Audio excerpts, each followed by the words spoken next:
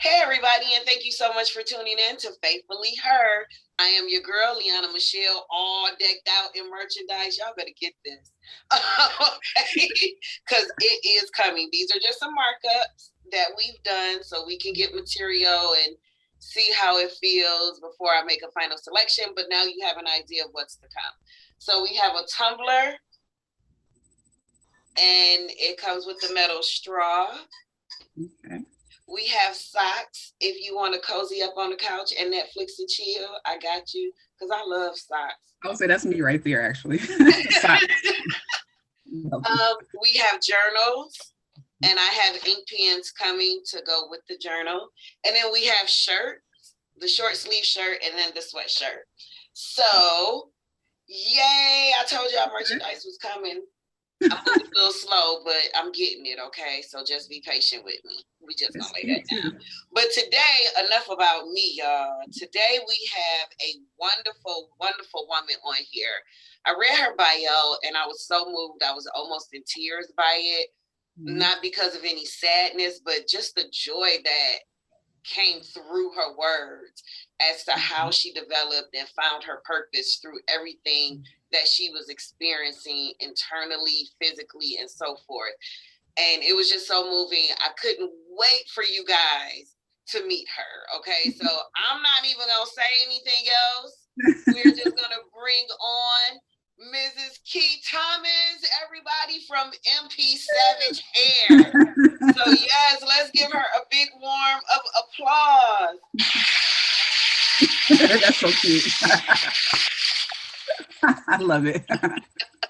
Okay. Well, thank you again for coming on and sharing your time and your story with us. So I kind of just really want to jump right in, if that's okay. Okay. Good. So I know you stated that you were in corporate America for 20 years. Mm-hmm. Yep.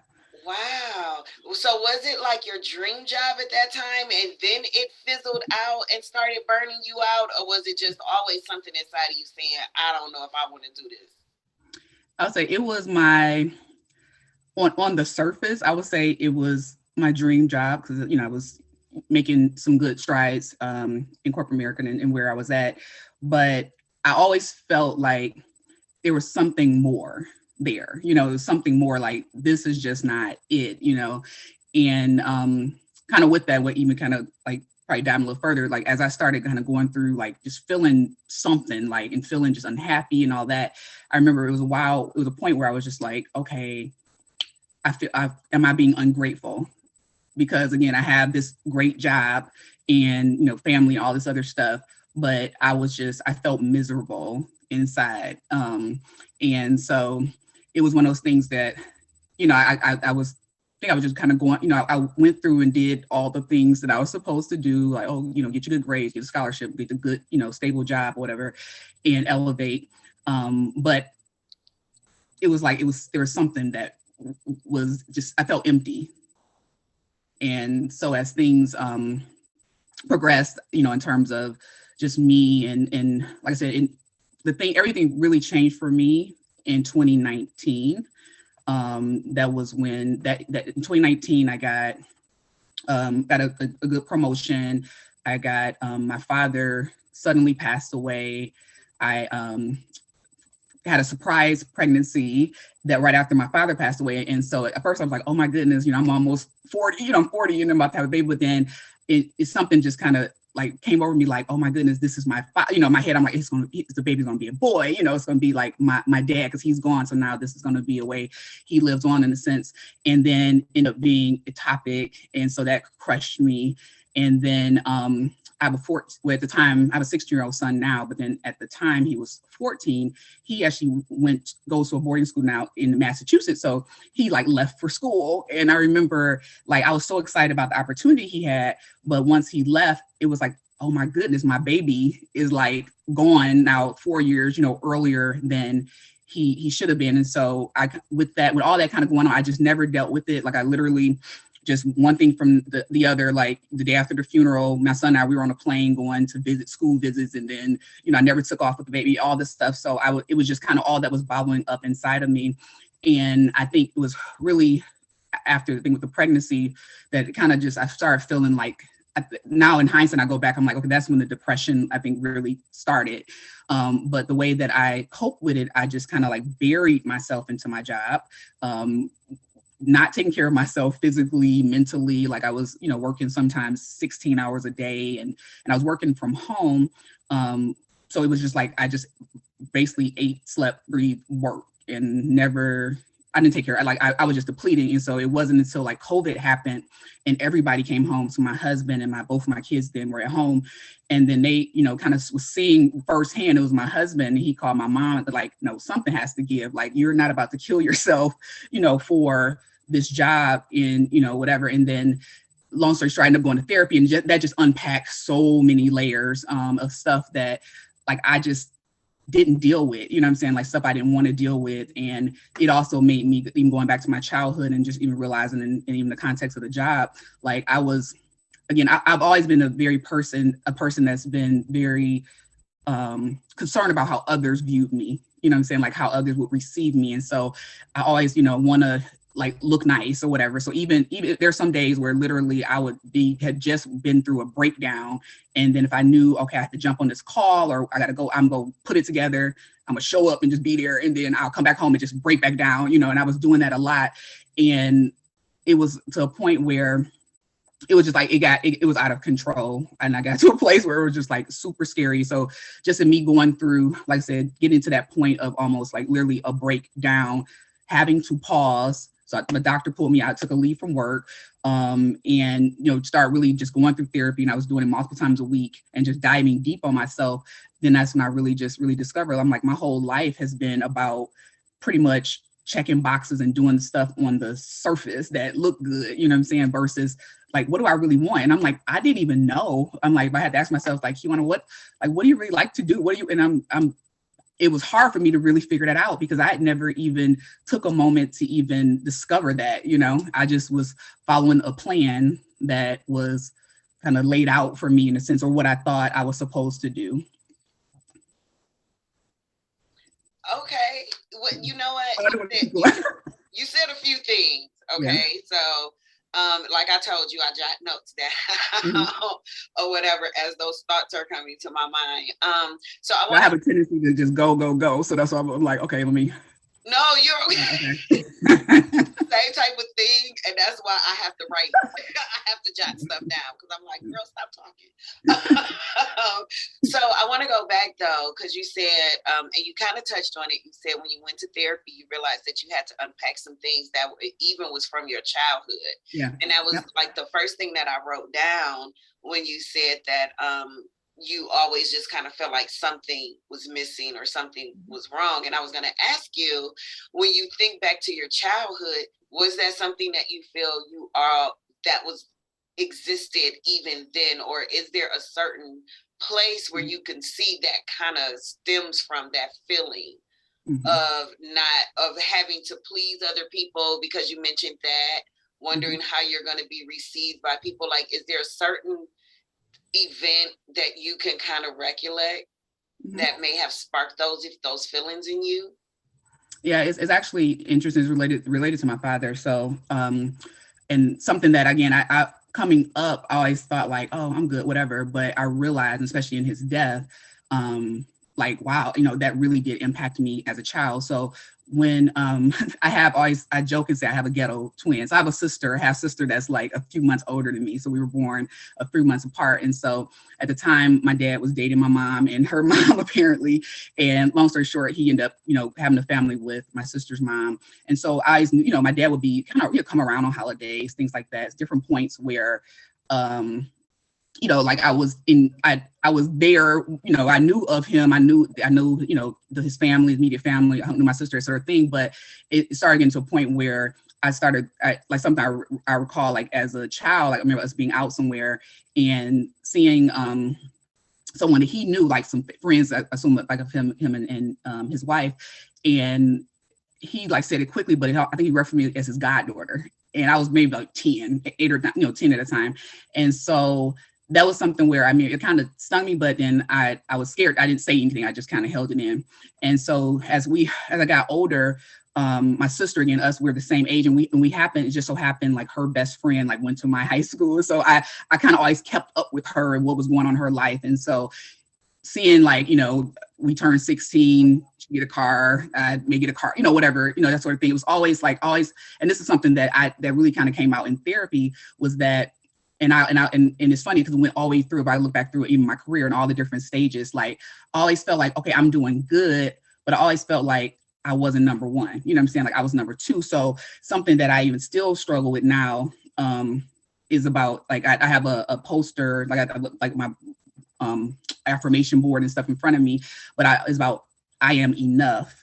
Yeah. And I realized that is something that even back then I didn't feel like I was enough, and it was like a subtleness. And again, I had a really great childhood with my mom and then my stepdad and all that, and then with my dad, we forged our relationship, like a real relationship, probably when I was about 17, and then we had the best relationship up until he passed in 2019. But it always, like I said, I and that was something where like and it was like, it was weird to me, because even as say as I progressed or I had accolades or, whatever, I never was satisfied. Like I never felt like it was good enough. It was that. And so I realized that that kind of led into like the whole people pleasing and me not feeling like I could say no, me not even like taking my time and even trying to say, okay, what do you really want to do? I just would go along with the flow. And I always thought that was I thought that was a good characteristic of me, because I'm like, okay, I feel like I'm the type of person I can deal with anything. So for us not to get along, you got to be really, really something going on, because I can adapt, whatever.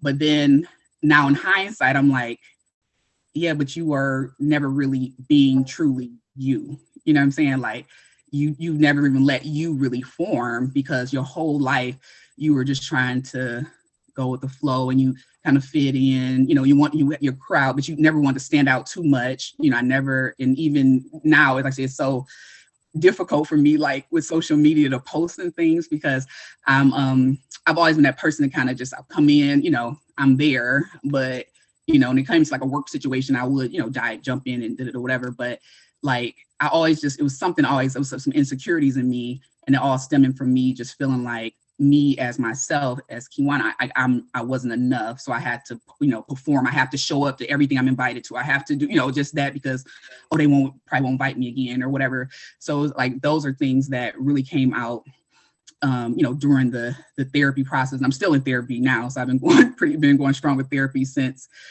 then. And I appreciate now, like the mindfulness that I have, in terms of just identifying those, like I say, the negative thoughts, the way that I realized I thought about myself.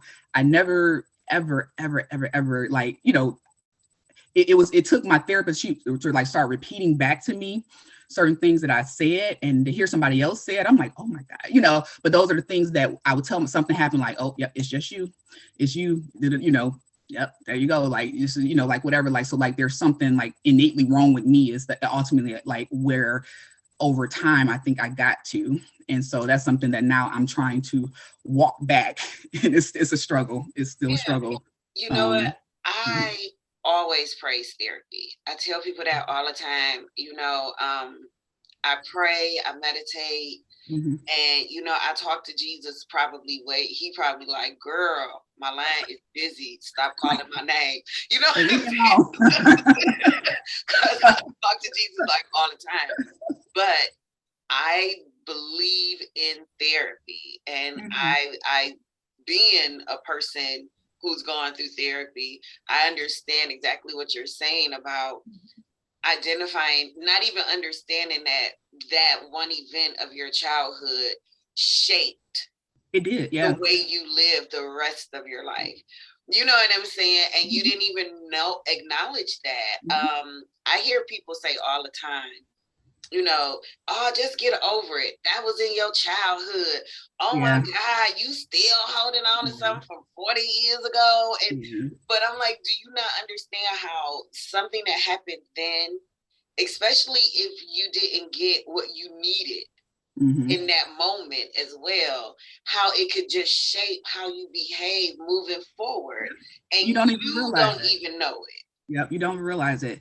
And the thing that's been like really interesting for me, so now I'm full time like into working my business, and there's certain like say behaviors that I had when I was working. So that whole thing, like I can't like having boundaries for myself. So cutting stuff off, or again, I'm a perfectionist. So like nothing is good enough ever. Like nothing's ever good enough. So I'll redo. It was times I'll redo emails 10 times, like it would just be stuff that people would be surprised, Yeah. how much I was in my head, like how long it would take me to do certain things.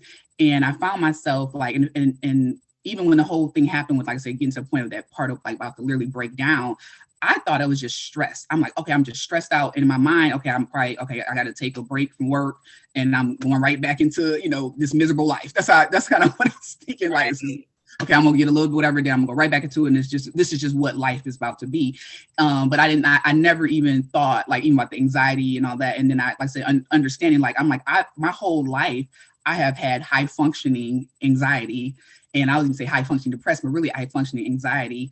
And that was a term I never knew, I didn't know it exists, but it was like, when I look at that whole ability, you don't want to say no, the people pleasing, you try, I define my value as how I was received from people, you know what I'm saying? Like, and so even then, which was so crazy, is like, even when people would applaud and all that, in my head, it's like, oh, they really don't believe it. They really don't mean it, I still have trouble taking a compliment. Like, Yeah. I be like, that, like, don't do, like, no. Like, it makes me feel Yeah. shy to receive a compliment. Like, I Mhm. immediately want to cover my face. Mhm. Like, when I'm with my girls or whatever, I could be like, girl, it's a Yeah. different vibe, but just from like a person that I've interviewed or, something like that, or out, and they, and I get the compliment, I immediately like shy away from it and be like, no, girl, you're gorgeous. Like, Yeah. what I'm saying? Just hurry up and throw the attention back on the other Mhm. person. And I'm Mhm. still trying to figure out why I'm like that. Mhm. Like, girl, accept those compliments. And I have to But remind myself. yeah. And I was in that, and that's the thing where I'm grateful. So I say therapy, and I'm also grateful for, like, I think back to like just family. I have an older sister, so not the sister I referenced, but I have an older sister that's about 8 years older than me with my mother. And it's funny, our personalities are totally different. Like, she's one of those people like, hey, this is me, take it or leave it. No, I'm not coming. I don't have explanation. Like, she's just that person. And I remember, like, over the years, I used to be like, dang, she's just so mean. Like, she just out cold. And then, like, now I'm like, I respect it so much because she set the boundaries for herself. Like, I don't owe you an explanation or whatever. I don't ever not. So she shows up and she's like, this is me. Basically, take her or leave it. Yes, I'm fly. Yes, whatever. Yes, I'm feel a little crazy too. Yeah, whatever. But like, but it's like, she's very just like, this is my whole me, and you take it. And so me just seeing her now, it's like, okay, I'm like, okay, I've really leaned into her a lot. Like, in these last couple of years, I tell her, I'm like, she is my sister, my keeper. Like, she's like my rock in a sense, because I'm trying to draw. Like I said, I when I see people who are confident and who are just like, again, not arrogant but confident, Right. and take their applause, take their whatever, still move, whatever, and even if they get rejection, is like, okay, whatever, that's not, it happened, it's not going, doesn't change or diminish me in any type of way. Like, I love that. And that's even actually how, like, the whole thing with Savage came about, was just me. I always, like, when Meg Thee Stallion, came out, I just loved her confidence, like her rawness. Like, she looked ratchet, with some of her layers, but it's just the way her delivery. I'm like, if she does not think that she is everything in a bag of chips, then I would be just dumbfounded, because I'm like, she sells it, and that's the thing that I love. And it's like, you gonna accept me for me, unapologetically me. And so as I started going through this journey, especially like with the therapy journey, and kind of start pulling back those layers and realizing, like, okay, yeah, you're not just stressed out, you really, like, don't love yourself, you really, have low self-esteem, all these things that kind of came out of that process. Then I started, and then especially when it came to the point of, like you mentioned about, like you said, people in childhood say, just get over it, whatever. So for me, like, when I had so many people, it took me a minute to just kind of be open about what was going on, because again, I feel like I felt like, people outside looking in, probably like, girl, you are being a brat, you don't have anything to be all frustrated about looking, basically looking like I'm really dealing with some stuff. And it was like a long time. Like even now, I still have to catch myself. But I'm actually with my therapist. Like I just almost we're like want to be like, I wish almost I had like a physical illness, because I feel like when you're dealing with the mind, you can't see it, and people make assumptions like, oh girl, thoughts become things, so change your thoughts. And I'm like, I know that I want to change my thoughts, and so the fact that I couldn't change these thoughts, I remember I feeling so weak and like, oh, I'm just like, what is wrong with me? I can't, whatever. And so one of my affirmations was, I am savage. Like that was my thing. I am savage. So nope, you're not weak. You are strong. You are a boss, whatever, saying that to myself. And so that's something, wow, that just kind of, it became like my thing. Like, I'm like, that's when I need to channel, Miss Meg or whoever, like that I got to channel, KeSavage, like, or whatever, just so I can try to bring myself out of it. Because there's so many times just in going through this that I felt like, oh God, you were so weak. Why can't you just get your mind together? Everybody like whatever. And, just, so that's something that is like, I love it. So when I see, especially women, oh my God, when I see women that just like own they self or whatever that is, like I'm just like, yes, you my idol, I want to, that's where I see that person out in the future. So she's coming. She's not all the way here yet, but I feel like she's coming. But I just respect it so much because it's like when we go around and we put our value in, like, what others say about us and what we other think and all that. It's like, I feel like we've been so disrespectful to God. Like, like how can you, how can I like hate myself and feel like I'm dumb, I'm weak, I'm whatever, and I was hand created by God, you know what I'm saying? Like, and so that's been something that has really helped me, because again, I'll be honest, even yesterday was a rough day. I've been dealing, I would say, going through the last several days, been pretty tough.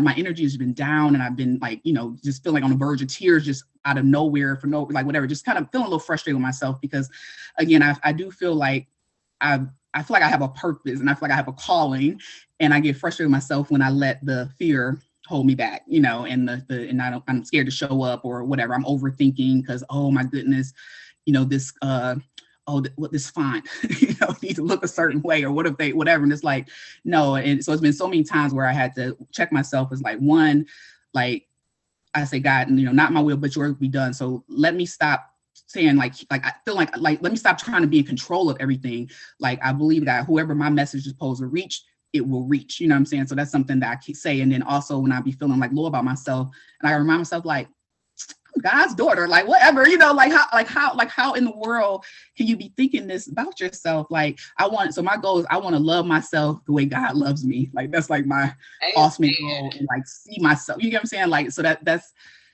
like where I'm at, I'm fighting hard to let that come out, like I really am. I am fighting with myself almost on a daily, some like daily basis. I'll say moment by moment, sometimes like this. One of the things I learned, especially like, and I always tell people like, it's not ever too late. Cause I literally felt like, how I felt. I remember like, especially like the work situation, I never could even enjoy anything, because I was either working. So if I was physically there, like I was the person that traveled with my laptop, like everywhere I went. Like, it was just on New Year's Eve, I'd be doing up into the ball drop, I stop, and I go right back, whatever.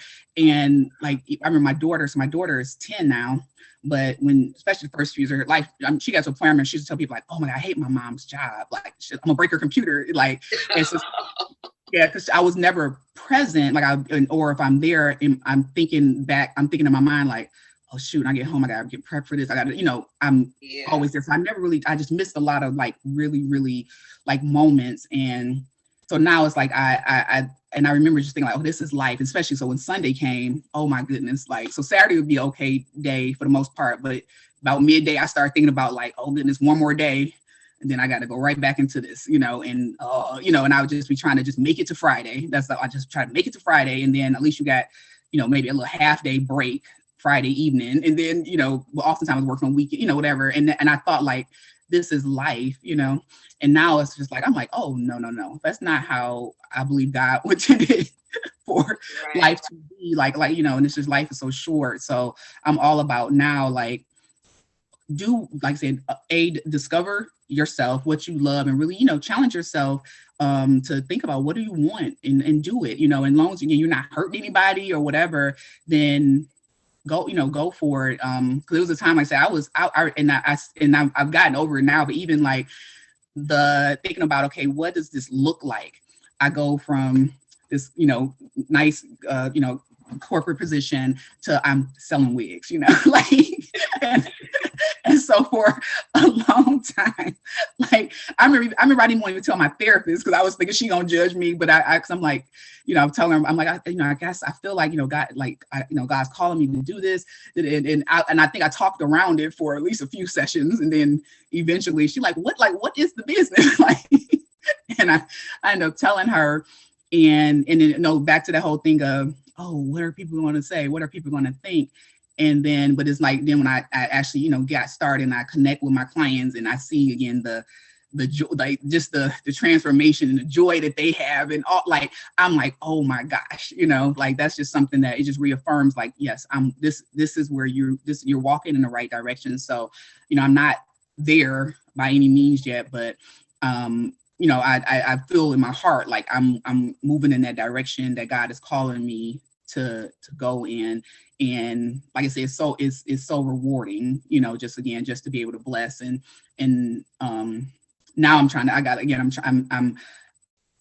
I really want, like, for my hair business, to be something. Eventually I want that to be like a nonprofit. I want to be able just to give and bless. Like, again, I know what it feels like to, like I said, I have alopecia, and to going through that and just, feeling ugly, or just feeling like, oh, I'm limited. Oh, what I can do. Or even, like I say, I have some clients that are in, going through cancer right now. They're, like I say, literally fighting for their life right now. And they come and, you feel they're feeling defeated, but then they throw in, they unit, we get to talk, whatever. And next thing I know, they twerking, flipping the hair, all of that. And I'm like, I love it. I'm like, so just helping people remember that no matter, what life brings, what people say, how people don't respond, how you think they should respond, whatever, that does never diminishes your value. You know what I'm saying? You are beautiful, you are a queen. So that's why I'm always like, my queen, my whatever, like, because I'm saying it to myself as well, like, you are a queen. So stop acting like you're not, you know what I'm saying? Like, walk into it, you be bold, this is who God created you to be. So show up as her, and stop, letting your fear of how it's going to be received, stop you. So I did a show last year when I first was starting, and I didn't have interviews. I didn't have people to talk to. So I was brand new doing it. And like you, even though I still have my regular job, I'm not leaving that away, but this was something brand new to do. And it took me going through something to bring me to it. And like, when I did it a couple of years ago, I did it a little bit. It was just podcasting. It wasn't cameras or anything like that. And then I stopped because, like you, what are people thinking? People aren't listening. They're not supporting. They're probably laughing at me, blah, blah, blah. Why am I putting myself through this? And then I went through an experience last year where God was like, hey, little girl, I gave you a platform. You ran away from it. You need to do this. You know what I'm saying? And it was just like this whole thing. And like, literally 2 weeks later, I was like, hey, y'all, so this is my first YouTube. You know what I'm saying? And I don't know what to talk about, so I'm going to just talk about me and my craziness. And, but I had did a show about peeling off the mask, and I did it with no makeup. So I let my lupus show, because I have lupus, and the form of lupus I have affects my skin. Hair fell out, you know what I'm saying? Like, just had a real traumatic experience with the skin and the hair loss or whatever, which is why I did love everything that you said in your bio and everything that you said here. That's why it captured me so much, because I felt like there was such a connection between you and I, and that journey of maybe not feeling pretty, doubting yourself, and the risk that you're taking, that giant leap of faith and how being vulnerable can be. yeah And being vulnerable, it leaves you wide open, right? yeah And sitting in front of a camera talking to people leaves you wide open, because social media can be like the harshest, cruelest. I'm like, do I know? Did I kill that cat? Why are they coming at me so hard? I know. And that's the thing. And it's funny. I was I don't know. Do you follow or listen to Sarah Jake Roberts? Yes. Okay, so she for real is that's my girlfriend, my best friend in my head. Like I messed up because I listened to her as I was getting ready to just now, and I'm like tears. I'm like, okay, like this is not gonna work out. I gotta like whatever. Like this wasn't a good idea, or whatever. But so one of her messages that I love is about coming out of hiding, and basically it's like, hey, like this is me, like, what I'm saying, I'm showing up, I'm, whatever, and I may not be, whatever, I may not feel like I'm ready, but God, you put in me, so you with me, so I'm ready to show. I want to show you, so I'm gonna go out there, and I know I'm opening myself up for people to have an opinion, for people to potentially judge, people to talk about them, to say whatever, but I don't care, because I want. It's like you just release the control. You have no control over what's about to happen, who's going to say what, who's going to be a part of it. And it's scary. It's so scary, but I would say it is empowering too. That's one thing too. So I maybe like a couple weeks ago, I did a video. I taken my hair, so I usually wear my hair braided. So how my alopecia is, like, it's around my head edges and hairline. And so I have, so I have hair, like hair center and all that. So I usually keep my hair braided up, and ever so often I go to my cousin's salon. She'll wash it for me good, braid me back up, and that sort of thing. And so I was taking my hair down, like, for, to go and do this, go do my usual routine. And someone was like, okay, videotape yourself, whatever. So I kind of did as I was taking down, but then there was that. And then, like, we were doing something as a family, and it kind of came on me, and it was like, show it. And then I'm like, and I was just kind of like, and so I did it, and I remember it in that moment. So it took me forever. So I put it together, and I let myself just be in the moment. I just talked, and I'm like, I made sound food, whatever. I just went for it, like went in the moment. I like moved when I felt like I heard God speaking to me. And so I made the video. And then I remember I was, okay, I'm about to post it. Then I remember thinking like, oh, I got caught up in like the cover had, I'm like, you defeating the whole purpose, whatever. And then that's when I say I really, like, it kind of hit me like, girl, stop it. It's gonna reach you. Whoever goes, some people might laugh at you, some people whatever, but hopefully it empowers people to say, okay, we can, okay, cool. I love my wigs, and I'm probably always wear my wigs, whatever. But I'm like I say, I make the choice if I say I'm gonna be ashamed anymore of the fact that my edges are going. I don't have my hairline. Like, I'm not. It's a part of me. It doesn't, again, devalue me. Like I said, I call myself, I'm alopecian beauty. Like, I'm still without the edges, whatever. And but you are beautiful. Like, girl, I'm sitting over here like, girl, look at her smile. Like, beautiful woman. And it's crazy because when I did that peeling back the mask episode, and I did it without the makeup and everything, and just kind of poured my truth out there of this is who I am, this is what I look. I don't wake up like this, you know what I'm saying? So just like really put it out there. It was funny because the harshest criticism I got was from family. Wow. Like, nobody else was as critical. My son was just like, I'm so proud of you. Like, I couldn't believe you did. Like, I'm really proud that you took that step. And mostly everybody else was on the same page. But I just had like one family member that like read me, like took me to tears. Like, why did you do that? Yeah, like I was sitting in my car like, oh my God. Like, I had to call my son and say, I think I shouldn't have did that. Like, it was, and he was like, whatever, have tough skin. People can say whatever they want to say. At the end of the day, you probably helped some people that you don't even know you helped. Yep. So just do it. And that's the thing. And especially, like, say, social media is good and bad. You see me, I'm adjusting myself. I'll be honest. I had on something. I was going to ask you if that was one of your pieces. Yeah, like literally, I just That like. is gorgeous. So I just literally threw it on. So in the probably 10 minutes before I got on, I had on 3 different ones. So Now I love wigs, and for the people who are subscribers and with me every week, y'all know a sister will you switch change it that up. wig up on you every week. But I love my hair. So let's get into Savage. Break it down for us because I love the definition or the acronym, Yeah. the meaning. So give us Savage. Okay, so savage, the way that I define savage, so I'll go summary and come down. So savage to me is about, just unapologetic confidence, fearlessness, like this is me. I am enough as is. So that is savage. So savage, the way that I would say, so my way I broke it down as far as my acronym is that it says, I am savage, I am strong.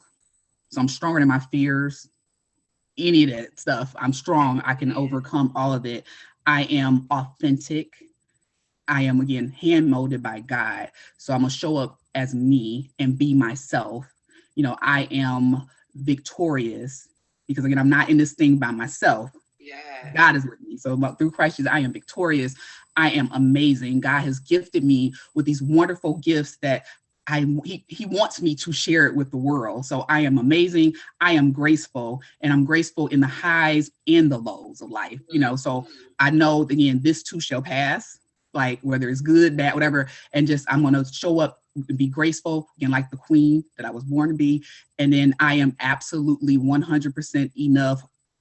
Am now, always have been, forever will be. So that's like how I break it down. And like ultimately the way I define like savage, and I say my savage queens is basically like loving yourself unconditionally in the flaws, the frills, the quirks, the foolishness, which is my term. I always call myself foolish, like, but that foolishness, whatever it is, everything, loving it all, and not being afraid to show up as you, whatever that means to you every day, everywhere you go, and then never not wanting to be anybody else or necessarily be like anybody else. I mean, it's good to, okay, like I said, oh, yeah, I love what you're doing, that sort of thing, but I'm not trying to emulate anybody else, and not letting anybody, what people think or anything. And so, and this is really where it comes in, like with the hair, like, so any condition. So I'm talking to my clients that got alopecia or got cancer, going through chemo, any condition, any diagnosis, any situation, any circumstance, make you feel less than the queen God created you to be. Yes. I am savage, period. Like, period. Yes. Like that. And just know that's my new affirmation on my mirror now, because I love it. Mirror is full of affirmations that I read to myself. So I definitely get your affirmation board. I love that, because you have to speak good things into yourself. You have to speak life of beauty and grace and stuff. And so savage is now on my mirror, girl. Oh, I love it. I love it. Yeah, it's so important. It's funny, my son. So when I started, so all this was new. Like before this season, like I got up, I fell asleep on my computer, woke up either looking at my phone on my computer, just basically getting to go. Like a lot of times I wouldn't even get ready. I remember my husband used to tell me, especially when I was going like into work, he don't but look at it until you get to the office. He's like, because that throws your whole, your morning, your day off, because your mind now is focused on, oh, sure, I got this problem, I got to deal with this. And so that the whole thing of now, and I'm still trying to get, be disciplined enough to do it. It's like taking that time to set like the stage for yourself in the morning, that me time of before all this other stuff come. For I look at my phone, look at social media, and everybody look good, and life is like everybody living the life of luxury, and I'm looking around like whatever. Before I do it, let me remind myself who I am and whose I am. You know what I'm saying? So that's something that when I do it, and I do, like how I said, I be talking like, girl, I am savage, and I go, period. I be challenging my 10-year-old, like, girl, period, or whatever. But just kind of like, yep, you savage. So don't, because you already know. Soon as these things gonna start coming, those little automatic thoughts that you have are gonna start creeping up throughout the day. So I try to just really embody that. And so my son, again, this is during COVID, and I started doing like the affirmation and journals. I have like a whole like list of I ams that I do and all that. And I remember one day he was just kind of like, I forgot what he called it. I was chanting or something. But it was just funny. And I'm like, I told him, what I was doing and why. I'm like, I am affirming myself, I'm whatever. So they get it, they understand it, or whatever. And it's something that even I got one for my daughter. It's something I found on YouTube, and it's so cute. And she'd be so annoyed. Like I cut it on in the morning in the car, and I'm like, and even hers, I be saying to myself, it's like, it's like, it's really cute. It's like, I am important. I am, facial, whatever. All this. It's like Right. kind of like a song to it. But what they're saying is like, oh my goodness, like I'm singing it for me, and I'm hoping that even though she like resisting, that it's still that's kind of sinking in. So as stuff come on, like I'm not defined by you liking me or not, want to be my friend or not. Right. She was telling me that she was at her school that she was on a wait list for this friend group. I'm like, what? Somebody had to get interviewed. Not for a friend group. That's cool. They're on a wait list. I'm thinking like a club or whatever. Right. Like it was a friend group. Like I'm like, girl, please. Like, they starting way too young. Girl, so let's jump into Savage. How did it come about as far as making the products? How did you know you had that gift and it turned into a business? So it's kind of like, again, I say God works in mysterious ways. So all this time where, as I mentioned with my daughter, she used to tell me all the time, just quit your job and sell wigs, because I have so many personally, myself. I'm a wigoholic. I have a lot of wigs, and I was like, girl, like whatever, like it don't work like that, like whatever. And then I remember my husband for years, he was just telling me like he's like you should do a blog, something. He's like, you're so knowledgeable about wigs, and like I would go, just the very first wig I purchased outside of when I was pregnant, I bought a wig at the beauty supply store. And actually, that's my daughter's named after the wig. It was called Regan. And I'm like, so my daughter's name is Reagan. Oh, wow. Outside of that, so I remember I was, as I kind of got to a point where, after my daughter, my alopecia got worse. And so I was doing sew-ins, and I was doing like, I had leave out, and my leave out kept getting smaller and smaller and smaller. And then I realized like, oh my gosh, like my hairline is receding. So then I went to first, I didn't realize that, but I went to like trying to like doing a wig with doing like a sew-in with like a closure. And as I'm looking this up, it seemed like it was going further and further back, and that's when I kind of just really realized what was going on. I'm like, oh my gosh, I have like literally lost, this much hair around. And I got through that stage of like just feeling so ugly and whatever. And I started looking into wigs, and this was, so this would have been like 2015, and on Instagram, and I found somebody, and then it was just, I researched for like months, like different people, whatever. And so my husband was like, everything, he's like, you've done so much in trial and error. Like, you had some great experiences and some horrible experiences. Like you need to talk, about that, whatever. And so that was kind of like in my head. So then as everything happened as far as with COVID, my sister, my older sister, she had come over because she, the salons were closed, whatever. And I had, again, I have every 50 different types of wigs, different colors, all that. And so for myself, I remember, I don't know what made me think about, maybe people were talking about, oh, wish I had braids or some kind of way it came to my mind about braids. And I'm like, shoot, I wonder, do that exist? Like, is there a such thing? So I started researching that, whatever. And so I ended up purchasing one from a lady. And I remember I put it on, and I took the picture, and I sent it to like my sister, my cousin, and both of them was like, great, where you get your hair braided at, whatever. And I'm like, it's a wig. So when my sister came over, and she ended up like buying that one from me, like, and whatever. And so she like, and we had this whole thing where we were like trying on units and different things like that. And she would say too, like, you should have something like, like all these little tips and tricks and, whatever. But in my head, I'm like, I'm not a stylist. I'm, whatever. And so that was that. So then as I started like breaking, like kind of really just going into like myself and just trying to understand, uncover and different things.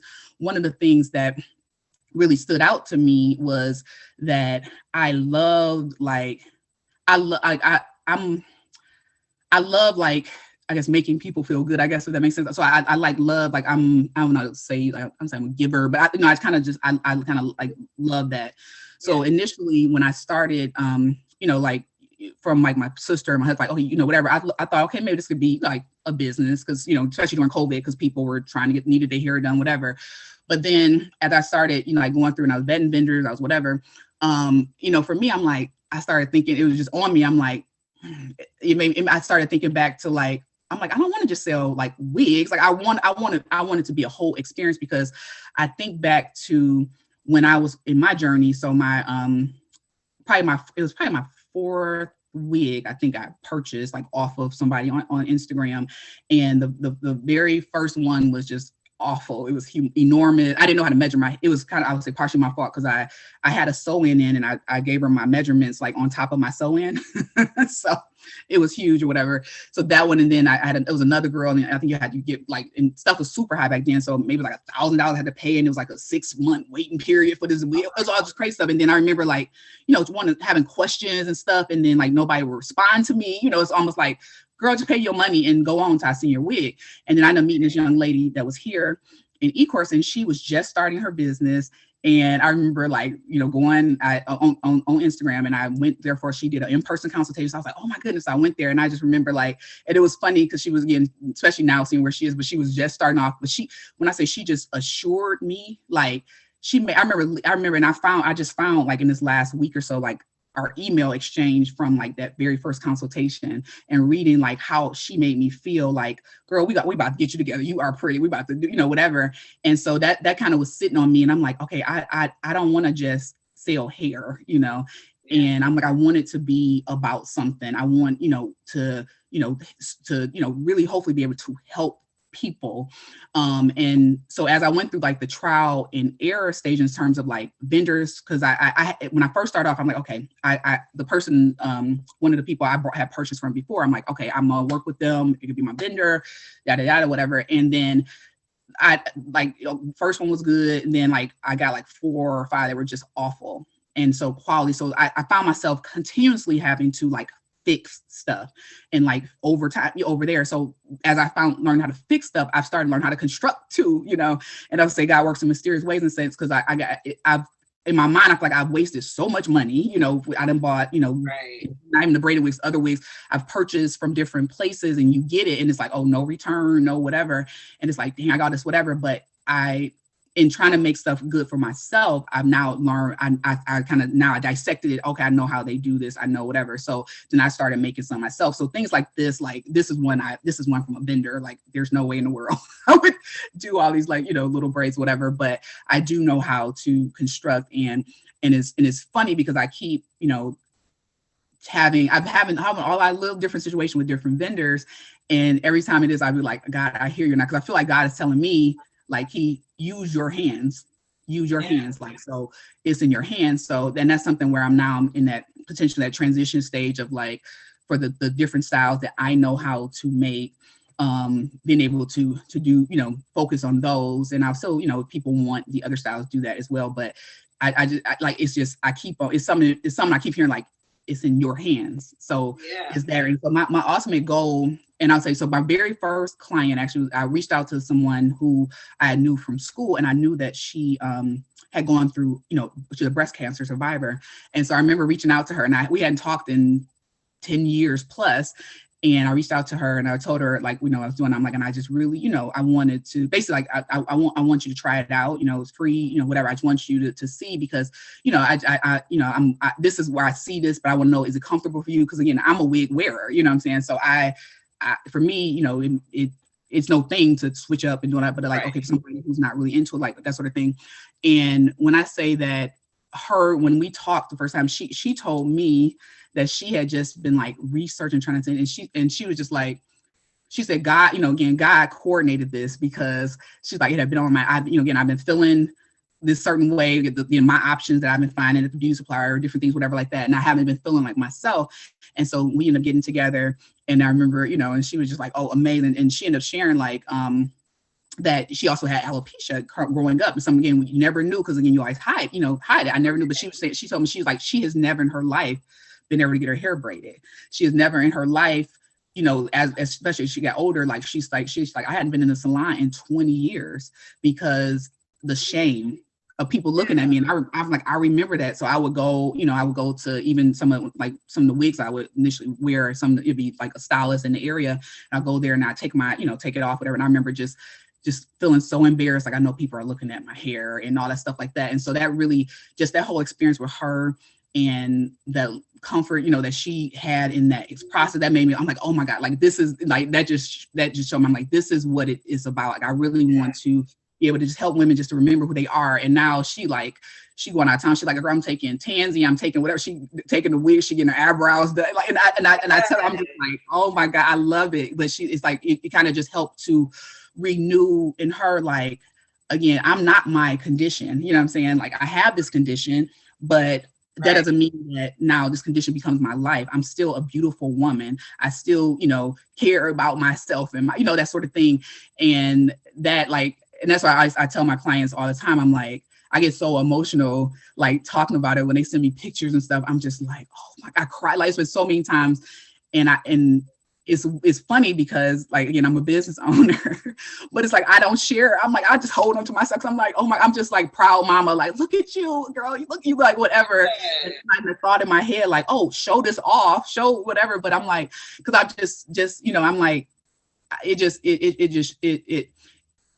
just means a lot just to be able to, like I say, even in the moment. I remember one of my clients that came, and she came on her way to chemo, and she was getting her wig, and so she had and I remember I got her together, and I'm like, okay, when putting it back, so I'm thinking like, you're not gonna want to wear it, and she was like, girl, whatever, I'm about to sit up in there with my unit. And she sent me a picture like during her chemo, and she was like, I'm a fierce fly, whatever. So just that, like, it just, I'm like, it really does something for me. So my ultimate goal, I want to get to a place where with Savage Hair, that is, I want to have like a nonprofit. I want to be able to work with like the cancer hospitals and centers and even alopecia groups, especially like with cancer, because a lot of people, again, when they're diagnosed, they're like, okay, I want something that's familiar to me. So again, I the wavy hair, nice and all that stuff like that. But I'm like, it's nothing like our braids. Like, we love, that's a part of us, like, it's a part of us.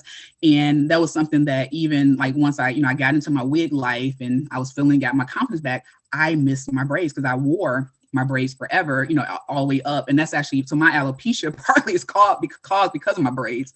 And so that's another thing where I thought about, like, I'm like, it's a good opportunity to educate people about like traction alopecia and things. Cause I see it, I found a picture, one of my friends actually sent a picture of me in high school, and I had braids like this, in my head, like little zillions. I used to get them all the time.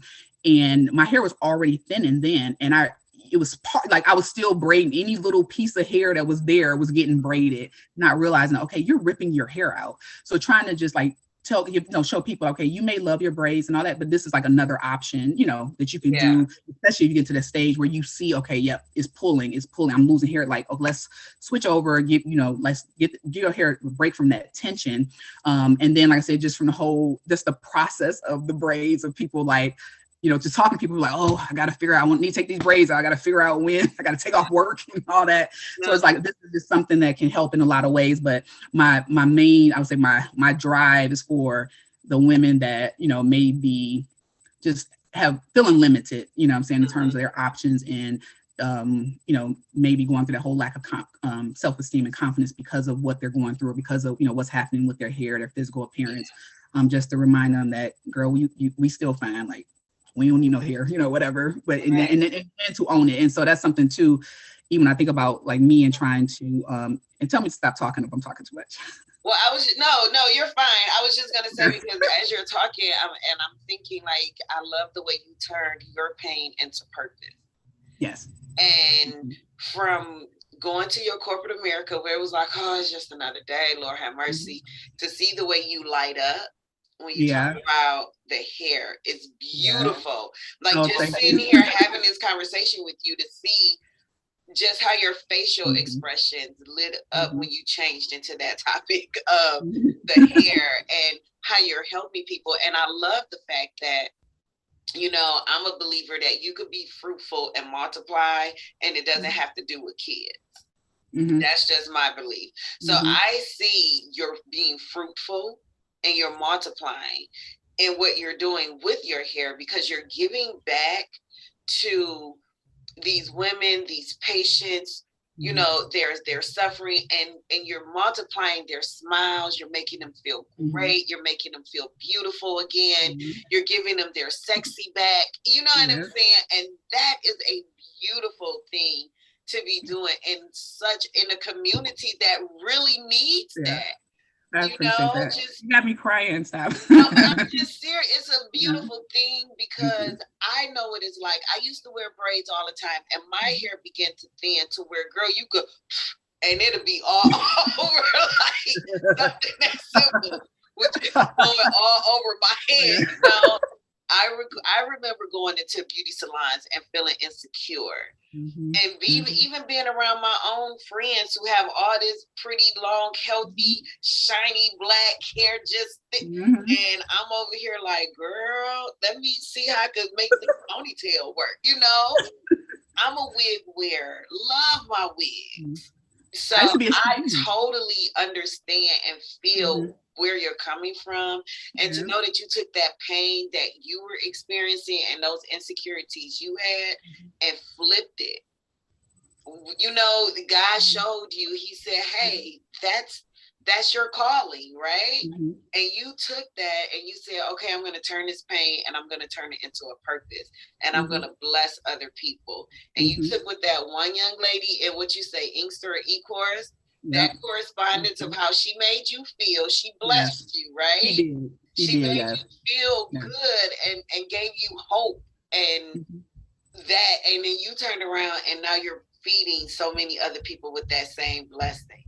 That's the beauty that I see in you and your smile and everything. That is beautiful. Yeah, it's I guess I'm definitely passionate about it, and that's something even with me, and I said I was gonna do this, and I really just need to, because like when I get, it's been a couple of times when I've gotten down on myself because I feel like, okay, you're moving so slow with this business. You need to stop being scared. Stop, forget the anxiety, just go, whatever, show up. That's basically show up for yourself, show up for the people. And when I don't, and I feel like defeated, it's been so many times like where I would get like a call or a text and somebody's like telling me or sending me a picture or whatever. And so I tell them like, they bless me just as much as they say I bless them. You get what I'm saying? Because they just, it just does my soul. It just kind of reaffirm. I'm like, God, thank you, God. Because it'd be like that little text message or whatever, just saying like, Key, thank you. We need you, that sort of thing. And so one of the things I wrote on, so what I said I was going to start doing is like all my messages. I'm like, I really need to make a board for myself, just so I can remind myself of all my beautiful patients and they smiles, and my patients are clients and their smiles, and just the happiness that they feel like when I've had those moments when I'm feeling like, okay, I'm not, no, that's not a good day. I feel weak. I'm whatever. I'm in my head. Like, okay, like Key, show up for them. You know what I'm saying? There's other people out here that need to know that, hey, it's a safe space. That's another thing. Like it's very, it make me feel good, because I could tell certain, like some people are very much even like even I want to take off the hair and all stuff like that. Because I right now I moved to like virtual. I do virtual consultations and stuff. But I was in a salon for a while, and so there, like, it was important for me, and I'm still trying to figure out, like, have a private space, and I take my hair off too, like, and I'm just showing, like, again, like that's the thing where like I said, I think there's a uniqueness in the business of, and I had to kind of get on myself about it, as far as like me feeling like imposter syndrome. Again, I'm like, okay, I'm not a stylist, I'm not really a braider, I'm figuring stuff out, whatever, like, and I can't, compete with all these people doing all these bad stuff. And I'm like, that KeJuanna, again, that's not what you're here for. You're not trying to have the best bomb braided wigs. You're trying to have a service and a solution for women who feel like, potentially limited, or, just, again, want the convenience factor. So stop trying to, stop looking around at, and because that, again, that's what I say, the things that I've learned about myself from, like I said, I had the imposter syndrome in corporate America, even though, again, I'm getting promoted, I'm getting elevated. And sometimes, people, I look up to you, and I'm looking like, if you only knew what I feel about myself inside. Right. And even now, like, even in the business, I'm like, it's back. So, it's funny. Like, I'm like, oh my gosh, like, it's the same, it's that habit, that those thoughts that are there. And you take the girl out, I moved from this scenario to another one, and it's still there. So now I'm working on it. Let's break these, let's retrain this brain to not think like that. But it's like I had to like check myself and kind of narrow down, okay, like stop, because I felt like it was cooler, probably. I think that's what it is ultimately, like, okay, to say, okay, yep, I wouldn't be a slave, whatever. And it's like, no, that KeJuanna, like, again, yes, I sell service everybody, but what I feel like my calling is really like to be able to pour into those people who are feeling less than, feeling like they have to shrink, or they've shrunken because of their condition, or because of what's going on, or whatever. And so, that's something that I'm constantly kind of reminding myself about, like, you have to, whatever. So one, I'm like, I want to put up like just pictures, messages for myself to, okay, remind myself, you have to show up. And I tell myself, this is bigger than you. Like, your purpose is bigger than you and how you feeling in this moment. And so you got to get over that, worrying about how you're going to receive. But then I was in Clubhouse, and somebody was speaking, they were saying like about, being intentional about impact. And so one of the things they said, okay, like when you feel not showing up, like say how has my, like, basically, is there anybody alive that's thanking God that my product or my service exists, that I bless them in their life in some kind of way? And then it's like, okay, who are those people? Now, what happens? Like, what if you never showed up to share with those people? Then where would they be? And then other thing is like, okay, how many other people will be could be negatively affected if you don't show up today? And so I have that written like on a board, another board on my wall.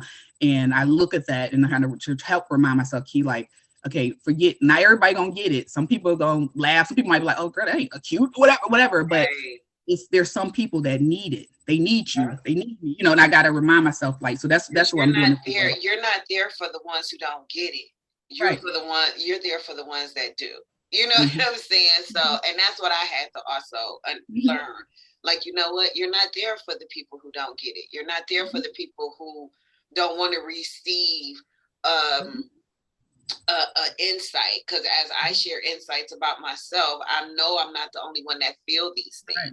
And that's what I've learned through doing this. The more and more people that come on, I'm like, oh my God, girl, we got so much in common. You feeling like, oh, like just me. It was funny because I had, and this has been a struggle for me with the business, because I remember I had a good friend and telling me that they were like you not basically, like, because what I'm more kind of, I think, geared toward, where I feel like posting is like, I want to uplift people. So sharing, again, and a lot of times I'm talking to myself as I'm posting stuff, like, you are, I'm trying to remind myself of that. But I remember when our friends was like, basically like, yeah, okay, we just need to see the wig, how much it costs, whatever, like, you're not a motivational speaker. And I'm like, honestly, I feel like that's where I'm going. Like, I feel like that's where it's all a part of it.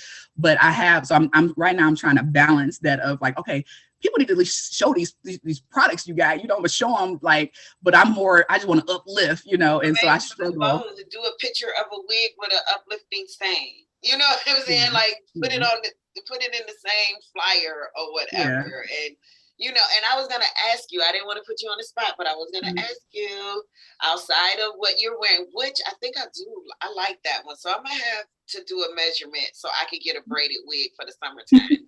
Or, spring or something. But do you have any that you could show us today? Any? Oh, yeah. Okay, well, come on. Let's see some wigs, girl. I love a wig. Thank you. I have like a ton of them. You want me to try on some for you? We could do that too if you down for it. Yeah, I'm down for it. I'm gonna grab a couple of my little favorites. So let me just show. I'm gonna show you my little space. Let's see if I can flip. Can I flip my camera?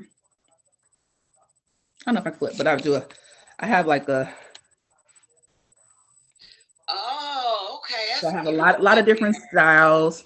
Box braids. I have locks. I have twists. I have a lot of different ones. But I'll just try on a couple, like, ones that I some of my personal ones that I wear, and I want to show. And I do. And it's funny, and I guess how things work out. So it's been several times where, I'm like, I guess that's that courage and stuff building up. So I'm like, online, I'm like, I'm at a place now where I'm like, okay, I show myself in my wig cap. I don't care, whatever.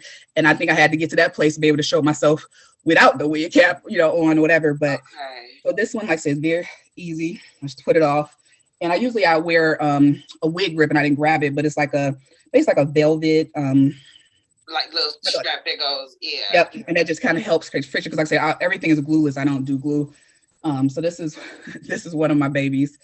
Then I switch it up, and it's funny. So I went from like when I first started wearing wigs. I remember I didn't want anybody to know, and I know, like, my Black people knew, but I remember at work, like, think about corporate America, like I did not want them to wear wigs. So I would only like switch it up like on the weekend, but I feel like I had to wear a certain style, a certain way. Oh my God, that looks so this is good. Now with some little edge control on that. So this is one of my favorites. This is I love her. This is Miss Aaliyah. And then I have so this one has become like a real, I don't wear this one to death, I think. So I started wearing, so this is Patra. So you'll see why I call her Patra, because she give me that, goddess vibes. But Patra is like the Bob version of what I had on, which is Kenya. So Patra, like she like that one too. So this one, I when I say I've been wearing her basically every day. So I took her the first time I took her to Mexico. I was wearing there, and it was so cute, whatever. And then that was in September, and I had to tell myself, my husband, he's like, okay, you need to show your other wigs, like, because when I said throw on and go, like, you see how quick, and I'm gonna walk out the door, and that's how it is. And then this is one actually I just showed. I did a live doing this one, putting it on, just show how easy it is to put on. But this is like a tribal style unit, and it's so pretty. And so again, I would have on my grip and adjust, and all I would do, I just put down, I just lay down. So also I have edge control, so I would take my my edge control and kind of lay down the little baby hairs, and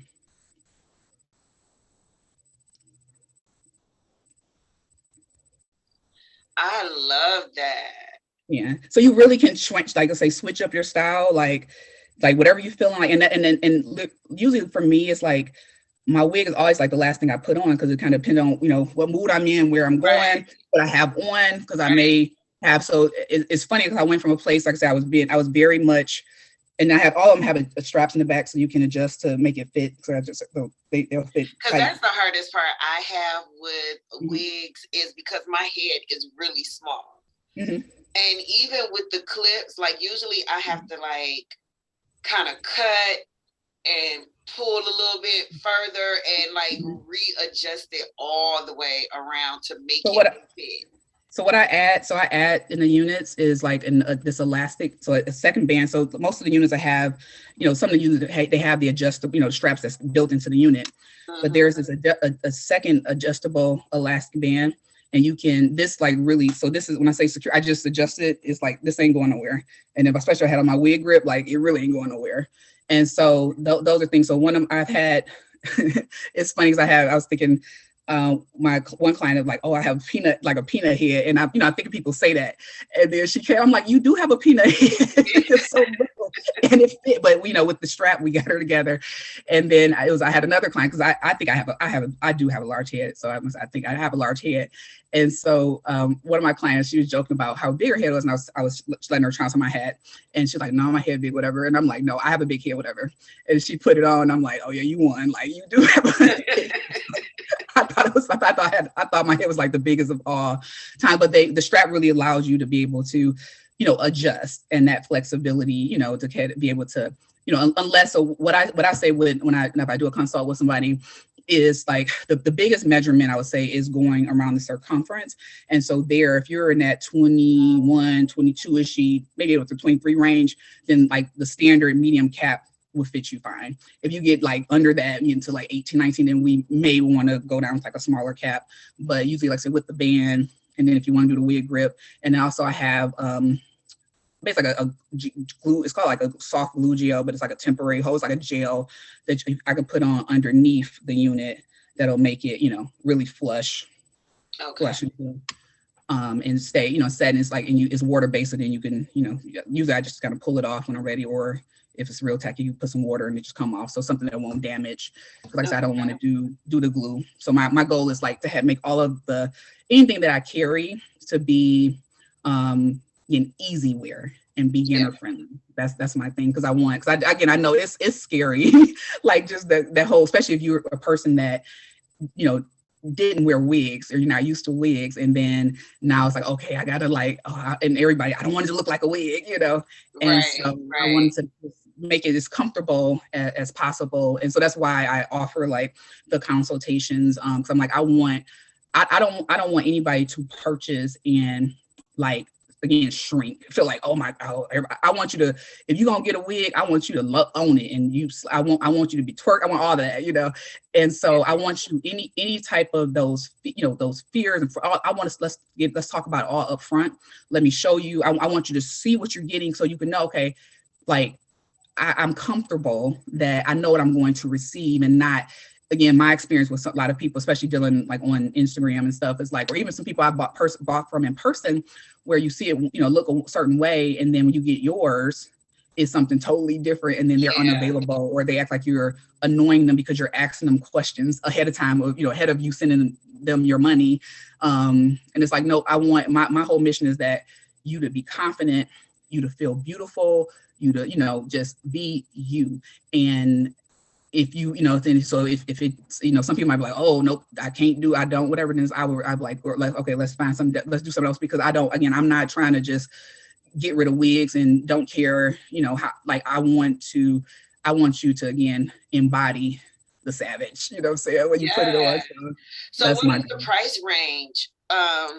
Highs and lows, not, you don't have to give specific numbers, but just the price range. So we have, I would say right now, I actually have something that's in like lower one, but usually like say upper ones through, and I have some right now that go up until like three something. What I'm looking into rolling out, and I haven't put these out yet, but I'm looking to roll out hat wigs and like scarves. So it's another thing I wear, you know, like the like a turban wig and hat wig and certain things like that. So I've been working on like trying to figure out how I can make it like detachable but also secure. So basically you have a wig, but you can flip it out with different hats. You don't have to have it attached to a particular one. So I'm still figuring that out. But in the interim, I'm going to do like I said, hat wigs, and also one thing too that I do for myself. It's like I call it a perimeter wig. And it's basically a wig that's just hair around the side, and all this is open. And I do that for when I work out. But I do know like some people may like that, because you could just, you know, basically if you want something throwing and put in a ponytail, you know, basically wearing a ponytail or a bun or whatever, or like if you want to wear to the gym, work out, you want to have your hair, you know, hair free. That's another thing. So that's something that I'll be rolling out. And so those, you know, will be in that probably one-ish range when those come out. So and I also have headbands too, headband wigs. Well, okay, so tell me, or tell us how we can reach you for a consultation. Okay, so you can go to my it's on the website. You can set an appointment through, I have calendar kind of set in, but it's MP, so like Michael Price is what the MP stand for. So Michael Price, SavageHair.com. Also I'm on IG as well as Facebook and YouTube under the same name. And if you can't find it, you can always text me at 734-259-6644.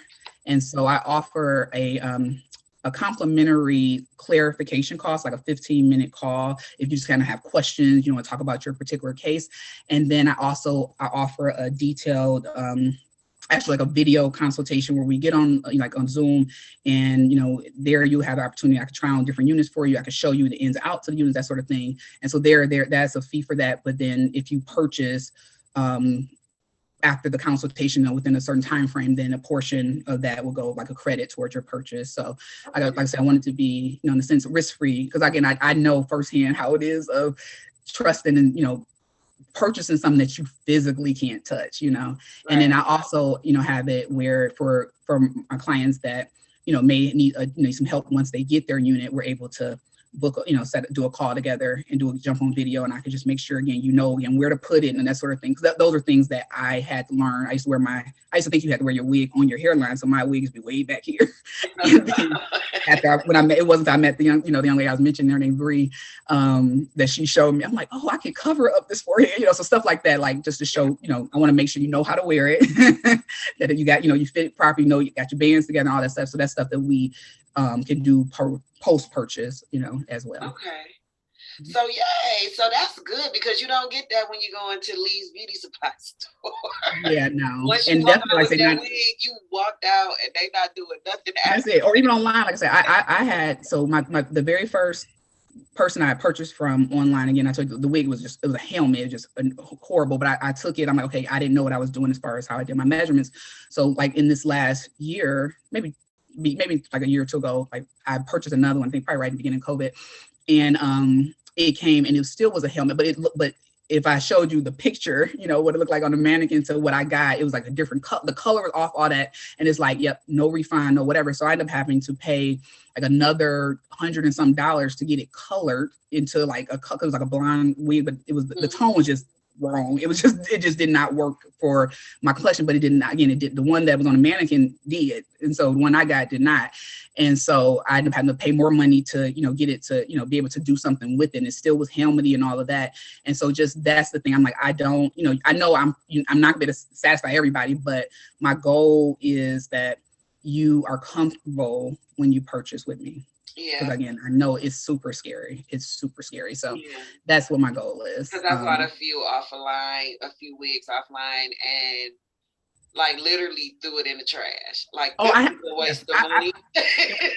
have said like it's no, like you just go right in the garbage because it's like whatever. Like I say, even with me dealing with the vendor, that's another thing too. Just I want to emphasize, like with me and with the units that I'll purchase from a vendor, I have so many units that I have purchased with the intention to sell that I will not, because I'm like, if I won't wear it, I'm not going to put it out there. And so it's like in some cases I'm able to fix it, but sometimes it's just bad. And so I actually came up with like a real idea. I'm like, I need to do this. Like I probably like 1, 2, like just throw them down so you can see all these units that I have. And so I go through the process of, especially like in working with vendors that are outside the US, I want to make sure it's disinfected. I want, to do different things that to, be able to help out again, my client or my customer, so that again, they can be comfortable with what they're putting on their head and that sort of thing. Because that's another thing too, that's, especially with the braided units, you got a lot of people like in Africa to do them, stuff like that. You get a low price, but oftentimes you're paying so much for the shipping. And then once you got it, you got it. Like it's you can't send it back, like, whatever. And sometimes it, it come and it's not what you were expecting or, whatever. And it's just like, oh, sorry. Like that was not the picture I saw online. That is not the same hair. Yeah. Yes. But I'm really happy that you do, and because you're living in that experience yourself, it gives you that extra eye for that detail. And, where most people don't make sure that the product that they're selling is of good quality. You know what I'm saying? It's like, oh, I got it from the vendor. It got to be great. Let's send it off. Give me my money. And that's just what it is. And the difference that we're getting with you is you are going to make sure that the quality of the product is worth it. Because like you said, if you're not going to put it on your head, you're not going to let somebody else put it on theirs. And that's the beauty of what you're doing again and how you're supplying your service to everybody, because you're letting us know that you care. Yes, I do. Thank you for calling out. But yeah, I do. I really do. I do. Like I do. And it's appreciated. I want you to know that you are appreciated. Thank you, sister. We appreciate you. We value you and what you're doing for us in the community. As women, we have it hard because we have to be like, our eyebrows have to be right. Like I was in the mirror today, like, okay, they're not twins, but they're sisters. Good enough. Right. Like my rule, like at least they gotta be cousins. Like we gotta be somewhere in the family. You gotta be able to see. Like, we cannot get them right. We have to be this vision of beauty when we walk out the door. Whether it's we're single and we're we want to be cute because today might be the day he finds me. Even if you're married, you still got to stay on top of your stuff because you can't just let yourself go just because you got them now. You still got to keep them. You know what I'm saying? Just so much that we deal with to stay pretty or to feel beautiful, to compete, as you stated earlier, with what we're seeing on social media. Because especially nowadays, it's like everything is so grand, and it's just like, oh my God, from the bodies to everything, the lifestyle. It's like, and I often like wonder, like, okay, if social media did not exist, like, it'd be so interesting how different things would be, because if I grew up in the era before, so like when I was younger, we didn't have social media, right? So, so for me, it was like when I was in college when it was starting to come around, but it's like now everybody, like, people are living for social media, and that's the part that's scary. Just that people are doing stuff again that they probably don't want to do, whatever they feel like they have to, or I'm gonna go there just so I can be seen that I'm there, even though I really don't want to be there, or I got something to do, whatever. But one of the things you brought up about being pretty, and this is something that I kind of started touching on it earlier, but I didn't finish it. But so other part of my mission again is I want to talk about again mental health. And so as I'm in a process now. So MPSavageHair, we're rebranding, and I'm on the fence if I'm going to change the name, because MP is stands for Michael Price, and that's my son's middle name, which was also my dad's name, and then my daughter's middle name is Price. But I'm starting Her Savage, because I want to not just the physical confidence, the hair, but every area. It's like, so for me, like the mindfulness, so really going deep and helping women to discover them, learn themselves. What do you really like to do? What do I want out of life? What do I see, whatever, and then to heal, the self-love, the self-respect, to self-care. Those are all the things that on this journey, like I wasn't doing any of this. So those are all things that also come along apart for me. So as I'm still working through my journey, I want to, be able to help empower and promote that. So I'm going to, kind of be from journals to, a lot of different things are coming, speaking to classes and things like that is where I see like Her Savage going. And so I'm, in that process of kind of getting everything transitioned with that. So MPSavageHair, the name, it may change, but I'll always have it where it's connected. So, I'll still keep the domain and stuff like that, but it may do that. But I'm really on a mission about that, because something that really stuck out to me, something that's been on my mind, and I haven't acted on it yet, but it's been on my mind, is to do, like you said, the session about like taking off the mask, masking. And so I don't know if J. Cole has a song about my crooked smile. So I often get complimented, about my smile. And it's funny, like I know, like, externally people would see and they'd be like, oh, okay, you seem like she's confident or whatever. But it's like, if you only knew what's behind my smile is crooked, actually. So what's behind this crooked smile, and really talking about that and just basically saying, because something that I found, especially outdoor, like as I was really just going through it and starting to be more open about what I was experiencing, that people, because I basically didn't walk out the door with my wig off and with no bra on and just looking like just because I still, again, in part of behavior, just still care about how I look physically. Right. And I'll get myself together, but I was inside, like sometimes just crying inside or dying. Like sometimes I'm like, I'm like, you don't know what it took me to get here. You don't know what I just went through, literally, to make myself show up, to talk myself into being here, because I felt like, oh God, do they really want me here? Oh, what are they gonna think? I'm late because I'm second guessing everything about myself. Those things like that people almost was like, they kind of minimized my anxiety or my depression, because you don't look like you depressed. You know what I'm saying, basically. And so something that resonated with me was just recently when, and I don't want to mistake, I think she was a former Miss USA, when she, was found committed suicide. And I didn't know about the story, and I ended up hearing about it like after the fact. But just like, again, on the surface, people say, oh, she's beautiful. Oh, she won the title. She has this great correspondence job. She's living the life. But I know how it feels to be there, to feel like I can't say something because I don't want people to be looking at me like, girl, you better shut up. Like I win, whatever. And even though you're feeling like you're miserable inside or whatever. Again, I don't know what was going on, but that just, when I heard about that story, I'm like, Key, you need to speak out. You got to talk about it, because there's a lot of women that again, whether it's physical or mental, we're suffering, and we're scared to say it in. Silently, you're suffering in silence because you're scared because how it's going to make you look and all of that. And it's just like, no, I want to be able to save somebody. So that's something I found on Pinterest. Like, I want to be the reason why somebody the reason why somebody don't give up. Right. I know. Again, I know what it feels like to just feel like this is just it for me. This is what it's going to be. And I look good, I talked whatever. About suicide attempts. That I've had, and remembering coming out of it saying, I couldn't even kill myself right. You know what I'm saying? Like, that's the thought that you have, like, girl, like, for real, thinking that I make such bad decisions, I make so many mistakes, I do so many things wrong, I'm such a F up. Yeah, like, I couldn't even do this right. Like, but then having to realize that no, fool, you couldn't do this because it's going to take time, because he has work for you to do. Yep, and you have to get to that mindset where you can understand that. Something you were saying made me think of a Smokey Robinson song, Tears of a Clown. I never heard that. Oh my God. See, I'm so old school, girl. Like, I'm old.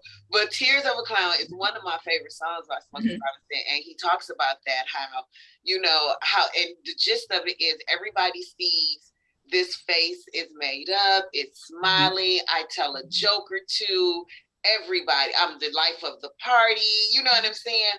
But behind this clown face, I'm crying tears. I'm sad, I'm depressed, I'm hurting, I'm feeling this, like I'm going through all of these different emotions that nobody knows about because I put my clown face on. Yep, gotta show up. I came outside and I showed up and I did what I was supposed to do. So, and that made me think about what you were saying, how, when we go outside and people say you don't look like you hurting or depressed, but then you have to turn around and say, thank you, Jesus, I don't look like what I've been through. Amen. You know what I'm saying? Like, I love how you just brought that home, because it's like this whole thing about just our perspective and how we choose to look at stuff, because you just hit me on that one. I thank you. I like that, because it's like, I'm thank God that I can still pull it together or whatever, because if you only knew, I have, like I say, it's just interesting. So like the more, and that's what I appreciate you, and I appreciate this platform, because the more that I think I do this and I speak, it just kind of, for me, reaffirms like, KeJuanna, this is what you're supposed to be doing. Because I know it's needed. I know it's needed. And I know, again, the place that I was at, I don't want anybody, because I got to that place and even I was even in this week, a couple of times I just kind of was like, kind of, you feel like, am I better off not being here? And I wouldn't, like, for me, things that have kept me, because I'm just like, no, I'm like, I think about my babies, my family, and that impact and all stuff like that. But I've had some moments, and I remember the last one that was like ridiculous, like scared the heck out of me. It was actually last year, the day of the inauguration. And I remember going into it, I was excited because I'm an AK, so Vice President, Harris is soror, so I'm whatever. So I was gonna be a whole to do about seeing him sworn in. I was happy the other administration was leaving, and but that night going into it, it was the worst night. My mind was just going, and I'm thinking, and I remember I'm going to call my auntie like middle of the night, like, I need to pray for me, because I didn't like the way what I was feeling. I felt out of control. I felt like I was just sitting there thinking, like, again, you are a burden. You are whatever. And to your family, because again, you got your anxiety, you can't move, whatever, you just dead weight, you just hear, you weak, your thought, all this stuff was going through me. And that's a feeling that I pray I never get to that place again, but that really scared me. And that's why, like I said, in hearing, like I said, about the young lady, and her name is Chelsea, I believe, with her and taking her life, it's like, I know there's other people that's there, and they may not have, in my case, like I said, definitely what comes to my mind, I think about, what's the impact to my family? Maybe they don't have family, maybe they don't have, or maybe they're not thinking that they're so they're in that moment, that feeling, and they pull the I'm gonna do it. And it's like, girl, you have so much more to live for. You are not your circumstance, you are not your condition, you're not your right now. Like, and that's the thing where we, I just want to help people in that regard of just knowing that we can, this too shall pass. Do that, and it's so like, all those things that you were saying, like, I'm a waste of space, or, I'm a burden. And Mhm. I was feeling that exact same thing the night that I drove my car into traffic. Like, I Wow. purposely drove it into traffic, thinking like this would be it. And I was so set on doing this. I knew that if I did it this way, my baby would get the insurance money. And I felt like his life would be better. Better. Yep. Wow. Like his life would be so much better. And yeah, so yeah. thank So God, like, thank yep, God that seriously. he's through with And us yet. And he has so much more for us to do. and it's these, I was in these experiences, and again, tell me to shut up so I can keep talking. Sorry. No, and it's so funny because we've been on for a minute, and I do need I hate to wrap up. I don't want to wrap up. Oh yeah, wow. I have another appointment at 5. So I'm like, so we're running into Get that. yourself together, look. But I don't even want to stop this now. I'm gonna see you again. Mm-hmm. I'm going to see you again. We're going to do some things again. Because as you were talking, my brain was churning. And I'm like, oh my gosh, she would be perfect for this. So we're definitely going to be able to do more things together. And I have like this, I have an idea in my head that I believe would be right up your alley. I think it would be something that you would embrace because it'll deal with a charitable aspect to it. And it's an idea that I was torn around with, but talking to you today, mate, is like, yeah, that's what that's what we're supposed to do with it. And I think you'll be the perfect person to help bring into that. I'm so sorry, girl. You got me in here crying. You had me crying too. I got mine together. I'm crying and snotting. But this was such a wonderful conversation, and I'm so grateful. And I just want to say, if I can, if it's okay with you, can I just bow my head for a minute with you? Oh, God, and just say, Lord Jesus, thank you so much for my queen sister Key. Thank you so much, Jesus, for stepping in and making her whole as she goes through her journey of healing and rebuilding and repairing her mental state. I know that you're right there in the middle of her with her, Jesus, and I know that you're helping her put those pieces back together. I know that you're knocking out those ugly voices and you're filling it with voices of encouragement and love.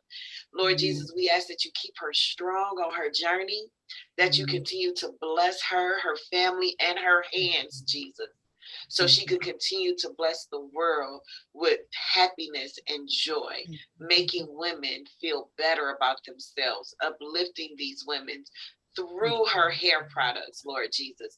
We ask that you're going to keep strengthening her, keep blessing her, Jesus, because we know you have bigger and better things in store for her that she probably can't even see right now. And we're going to be so excited to see her flourish on her journey.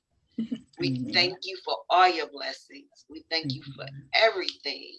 Yes. In your son Jesus' name. Amen. Amen. Amen. I just needed to do that. I felt that I just wanted. I'm about to start snotting and stuff. Thank you. I really and I appreciate you too. I really do. Like this. I'm so happy that we definitely gotta stay connected and yes. I'm so happy.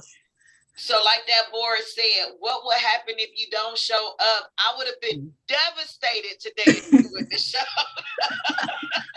I'd have been in the corner in a fetal position. You're too silly. So no, this has been good. Thank you so much. Thank you. And we're definitely going to see each other again. And whenever you want to be, just say, hey, girl, let me get Sunday. And I'm going to be like, okay, what time? All right. And we would do whenever you have an open door policy here. Okay. All right. My queen sister, thank you so much. Yes. To everybody else, thank you for tuning into today's episode of Faithfully Her. I hope you were inspired and blessed as I was. I hope you shedded a tear and a snot moment as well with us. Okay.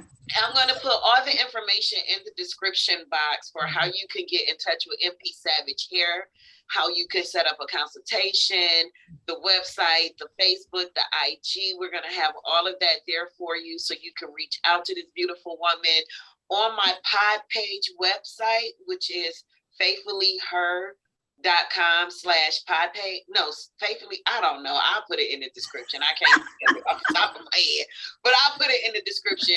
But I'm going to say, if you go to my pod page website, you will also be able to see the full bio, the biopic on MPSavageHair, her story, how she came about, how it developed, her educational background. Everything will be there for you on that page. And I will make sure that that's also available.